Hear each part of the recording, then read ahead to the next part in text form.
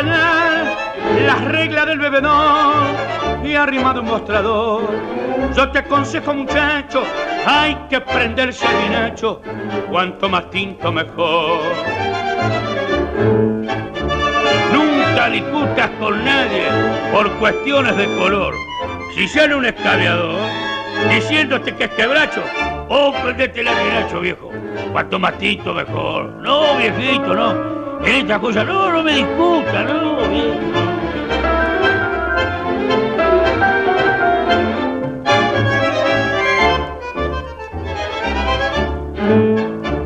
Cuando andes medio punteado porque acertaste un sport y estés en un comedor, sea humilde o sea riquecho, vos prendete al vinacho, cuanto más tinto mejor. Claro, no hay nada que hacer.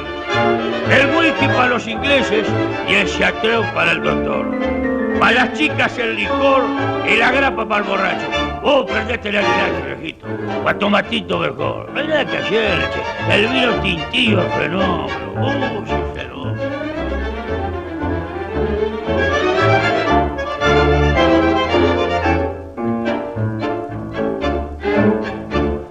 Dicen que el fernet es muy bueno, pa' que él siente algún dolor, la cerveza para el calor, leche fresca para el muchacho, vos prendete el vinacho, cuanto más tinto mejor. Claro, viejo.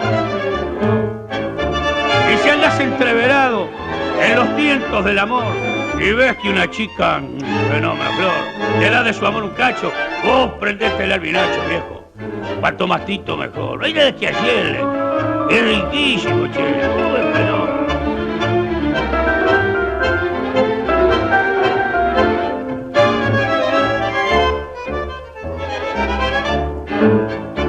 Si en vez de una pañada tomas quiñebra el cantor, el comisario, el doctor, despreciara sin empacho, vos prendete el vinacho, cuanto más tinto mejor. Sí, viejito. Cuando ande medio cansado y no responde el motor, falto de acelerador, porque ya no da el portecho, vos prendete el vinacho.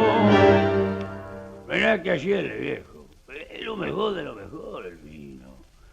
Cuanto más tinto, mejor.